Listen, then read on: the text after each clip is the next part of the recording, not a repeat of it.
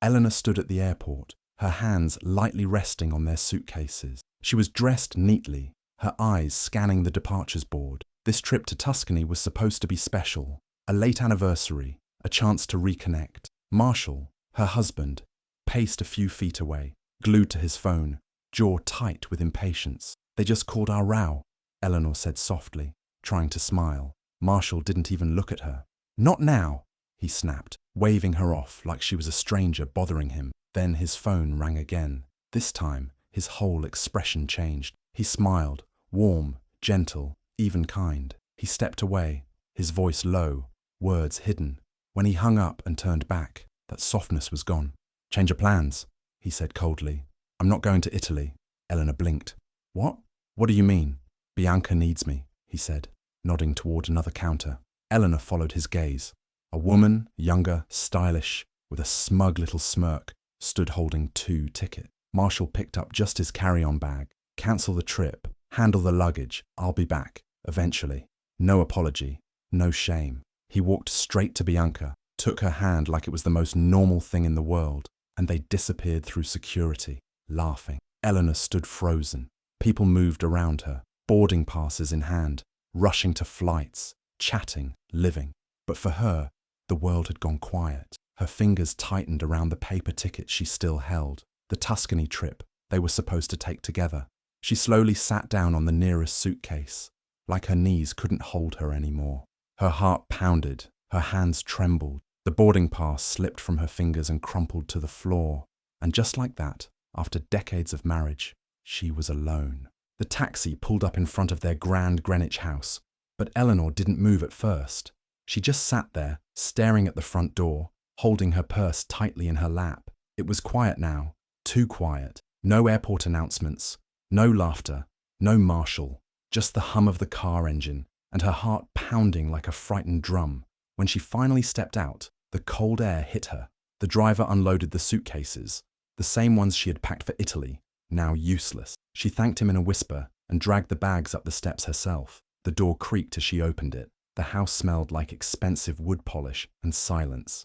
Empty, like someone had erased her life with one phone call. Inside, everything looked exactly the same. Neat, expensive, cold. The hallway was lined with photos of Marshall receiving awards, plaques from his law firm, fancy paintings that she never liked but he insisted on. Nothing in the house really felt like her. It never had. Her eyes landed on a photo from years ago. Marshall shaking hands with some politician. Eleanor standing 2 steps behind, smiling politely, like an accessory. That had been her role for most of her life. She had met Marshall in college. He was brilliant, confident, and full of big dreams. She supported him through law school, working 2 jobs so he could focus. She'd type his papers late at night, bring him coffee, and cheer him on. When he succeeded, she stepped into the background, running the household, hosting his dinners, smiling at the right times. Her identity slowly became just Marshall's wife. Somewhere along the way, she had forgotten who she was before that.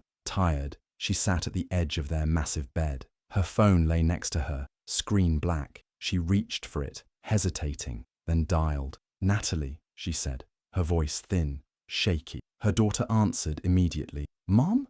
What's wrong?" Eleanor's mouth opened, but no words came, just a broken breath. "Mom, are you okay?" Natalie's voice sharpened. "What happened? Are you home?" Eleanor whispered. "Yes, I'm coming." Half an hour later, Natalie burst in, eyes wide with worry. She found her mother sitting in the same spot on the bed, like a statue. Her face was blank, drained of color, hands cold. Natalie sat beside her, wrapping an arm around her shoulders. "Tell me what happened." "He left," Eleanor said finally. "He's with someone else." Natalie's mouth tightened. "Who?" "Her name's Bianca. He went to Bora Bora with her. At the airport, he just left me." Natalie sat in silence for a moment, then stood up and began pacing. Unbelievable. I always knew something was off with him lately, but this. She stopped. Okay. Let's focus. First things first. What about the tickets? Can we get refunds?" Eleanor nodded slowly. "Maybe. I haven't checked. Bills? Accounts? We need to see what we're working with." Eleanor walked over to the office, still moving like she was underwater. She turned on the computer and opened their shared bank account. Natalie stood behind her, watching. When the screen loaded, Eleanor blinked. "There's barely anything here," she said. Natalie leaned in. Try the investments. Eleanor clicked through the site, entered her password. It was denied. She tried again. Same result. He's locked you out, Natalie said, her voice low and furious. He cut you off. Eleanor just stared at the screen. There was a knock at the front door. Eleanor stood to answer it. Outside stood an elderly woman, wrapped in a thick coat, holding a small pot. Mrs. Langley, Eleanor said quietly. Agnes, dear, I brought soup. I saw the taxi earlier. And that dreadful man leaving yesterday with that painted woman. I didn't want to say anything, but the neighborhood's buzzing.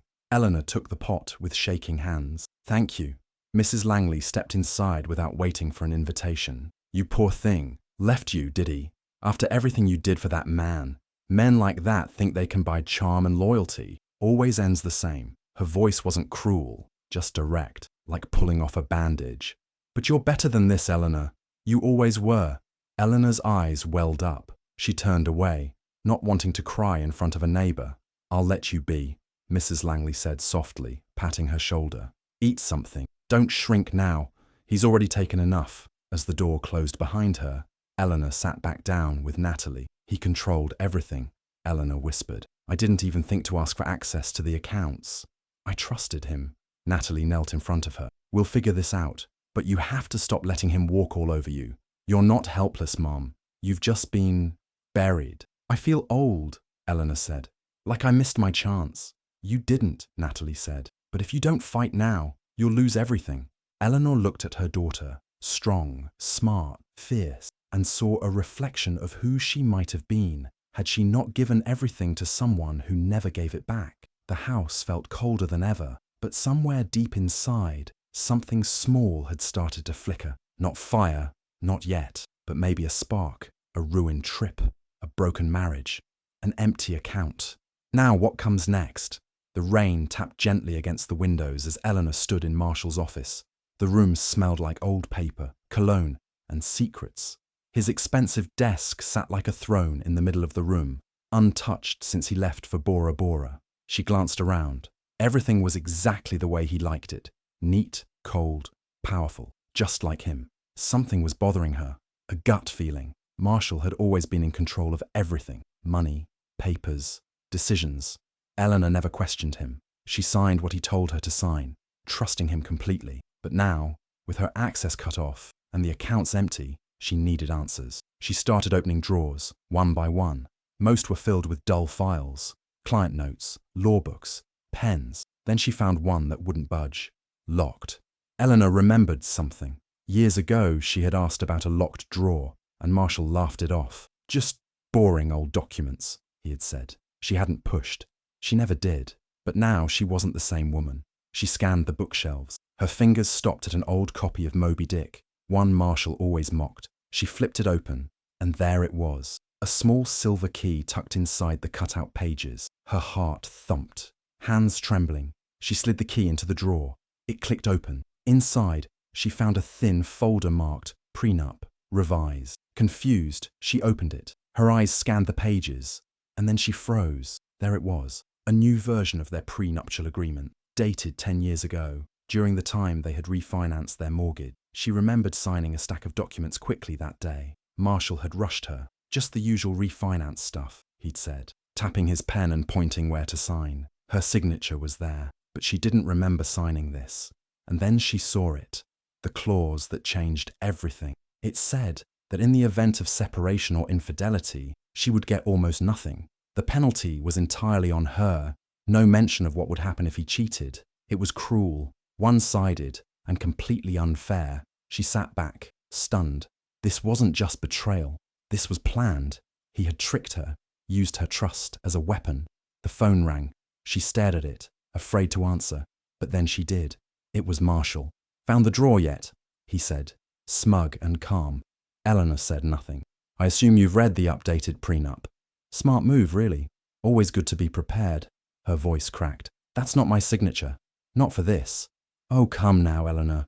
We both know you signed it. Maybe not knowing, but still, you signed. That's all that matters legally. She sat in silence, heart pounding. Anyway, he continued, Bianca's moving into the penthouse next week. You've got 30 days to clear out of the Greenwich house.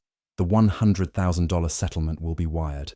Eventually, if you don't cause trouble. She swallowed hard. You forged it. Don't be dramatic, he said. You won't win. Not against me. Don't make this messy. You'll just lose harder. He hung up. Eleanor sat there, frozen. Then something inside her snapped.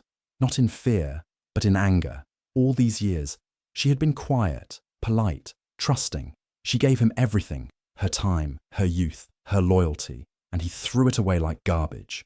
Worse, he stole from her, erased her name from their life together, and expected her to walk away with a whisper. She wasn't going to whisper anymore. She stood up, went to her room, and pulled out her phone. She typed in a name she hadn't thought of in years, Daniel Wright, one of the top divorce lawyers in New York. Marshall used to talk about him like a rival, smart, tough, and dangerous. She took a breath and pressed call. A few rings. Then a voice answered, Wright and Associates. Yes, Eleanor said, her voice steady now. I'd like to speak with Mr. Wright. May I ask who's calling? Tell him it's Eleanor Westmore. My husband committed fraud. I need his help. The assistant hesitated. One moment, ma'am. She stared out the window as the hold music played. Rain continued to fall, steady and quiet. But inside Eleanor, something had changed. The sadness, the fear, they were still there. But now they had company, fire, anger, strength. She wasn't just Marshall's wife anymore. She was Eleanor, and she was going to fight. The law firm was high up in a Manhattan skyscraper. Sleek, quiet, cold. Eleanor sat stiff in a leather chair across from Daniel Wright. He looked exactly how Marshall had described him years ago. Silver hair, sharp eyes, calm voice. A man who had seen 100 battles and won most of them. Daniel skimmed the forged prenup, eyebrows raised, mouth tightening. Then he leaned back and looked at her, not with pity, but with quiet fury. This, he said, holding the paper, is fraud, financial abuse, and possibly criminal forgery. We're not just talking divorce, we're talking destruction. Eleanor folded her hands in her lap, her voice barely above a whisper. I don't have much left. No real money. Most of my friends have gone quiet. My daughter, she's scared, but I've lost everything already, except my self-respect. And I'm not handing that over. Daniel nodded slowly. Then we fight. But the moment she got home, the tension hit again. Natalie stood in the kitchen, arms folded, looking like she hadn't slept. Her eyes were red. You're really doing this? She asked. You hired a lawyer? Yes. Mum. Natalie sat down at the table, rubbing her forehead. Do you even understand what Marshall will do to you? He's powerful, connected, and he plays dirty. He'll twist everything and make you look insane. I know what he is, Eleanor replied softly. Then why walk into his fire? Because I lived under his shadow for 20 years, and I'm done pretending. Natalie slammed her hand on the table. I'm not trying to hurt you. I'm trying to protect you. Don't do this just to make a point and destroy yourself in the process. Eleanor turned away. If I give up now, I'll be destroyed anyway. And with that, the silence between them grew. To pay Daniel's retainer, Eleanor sold jewellery she had kept hidden away in a velvet box. Gifts from her late grandmother, not Marshall. Each piece felt like a goodbye, but she needed firepower. The world she used to live in, charity galas, country clubs, summer parties, was no longer hers. That door had slammed shut. Mrs. Langley, ever watchful, brought more than soup this time. She knocked with a smug glint in her eye. Saw that man, Marshall, with that creature at the penthouse, holding hands like newlyweds. Thought you might want to know. She handed Eleanor a flash drive, snapped a few photos. My hands may be old, but my aim is sharp. Eleanor smiled for the first time in days. Thank you, Mrs. Langley. Every day became a quiet war. Eleanor built a paper trail, bank statements, emails, credit card records. She highlighted transfers to strange companies, names she'd never seen. Daniel's forensic accountant dug deeper and found gold. Shell companies linked to Bianca. Sudden offshore transfers. Money moved days before Marshall left her at the airport. One afternoon, Eleanor's phone rang. Hello, she answered. Bianca's voice dripped with syrup. You know, Marshall says you're being difficult. You should take the money and go. Start over. Quietly. Eleanor didn't blink. Tell Marshall his forged prenup and stolen accounts are embarrassing. We'll discuss them properly. In court. Goodbye, Bianca. There was silence, then a click. She hung up, hands calm. For the first time in years, she felt like she had a voice. But the battle had costs. Old friends stopped calling. Rumors spread. Eleanor was losing her grip, drinking too much, unstable. Marshall's lies were working. People believed him. The social circles that once embraced her had turned cold. Birthday brunches went uninvited. Messages went unanswered. She cried alone some nights. Not because of the divorce, but because it felt like the world thought she didn't exist without Marshall. That she was just a discarded wife, like worn furniture pushed to the curb. But every time the doubt crept in, Mrs. Langley appeared with tea, sass, and zero sympathy for weakness. "Pull yourself together," she'd say. "You're sharper than that man ever gave you credit for. Use it." So Eleanor did. She studied every document Daniel gave her. She asked questions, learned the law, took notes. She became a different woman, not just a client, but a fighter, a woman who had something worth protecting, not money, not status, but herself. And the asset hunt exploded wide open. Daniel's accountant traced dozens of suspicious transfers, shell companies, offshore holdings, all connected to Bianca. Eleanor realized Marshall hadn't just left her. He had planned this financial ambush for months. He wanted her poor, powerless, and silent. But she wasn't any of those things anymore. She was angry, awake, and ready. The nights were still long, the loneliness still sharp, but there was a quiet strength in her now. Eleanor Westmer was no longer the woman who stood trembling in JFK Airport, holding a crumpled boarding pass to a dream that had died. Now she was holding documents, gathering evidence, and walking straight into battle with fire in her chest. This wasn't just a divorce. It was a reckoning. The courtroom was cold, quiet, and full of tension. Eleanor sat straight in her chair, dressed simply but elegantly. She looked nothing like the broken woman who returned from the airport. Beside her sat Natalie, holding her mother's hand tightly. Across the room, Marshall leaned back confidently, smirking. Bianca sat beside him, wearing a flashy dress, diamonds around her neck, acting like she owned the place. The hearing began. Daniel stood and calmly laid everything out. He showed the judge two versions of the prenup, one old, the other suspicious. "Look at the signature," he said. "Notice the difference. And this date, that's from a refinancing form Eleanor signed years ago when she trusted her husband completely." Marshall rolled his eyes, trying to act bored. Then Daniel struck harder. He explained how Marshall had drained joint accounts just before leaving Eleanor. He showed proof of the money trail, from their savings straight into accounts linked to Bianca. "This wasn't just a divorce," Daniel said. "It was a setup. He planned it, timed it, and forced Eleanor into a trap." Marshall laughed. "This is ridiculous. My wife just wants revenge." Daniel didn't flinch. He pulled out a small USB stick and walked to the judge. "Your Honor," he said, "we have a recording captured by Mrs. Langley, Eleanor's neighbor. It's Marshall, outside her door, speaking freely." They played it. Marshall's voice blasted through the courtroom. "That updated prenup is my insurance." Eleanor signed away her rights without a clue. "She gets nothing." There was a sharp gasp in the courtroom. Even Bianca's jaw dropped. Marshall turned pale. He looked around, unsure what to do. Then it was Bianca's turn to speak. At first, she acted strong, confident. But when Daniel asked about the accounts in her name, her voice shook. I didn't know it was illegal," she said. Daniel raised an eyebrow. "He transferred joint funds into shell accounts, used them to buy you a penthouse and stocks. And you thought that was normal?" Bianca cracked. "He said the prenup was solid, that she'd never win. He promised me everything. He said Eleanor was stupid and would never fight." The courtroom went still. Even the judge looked shocked. And then the verdict came.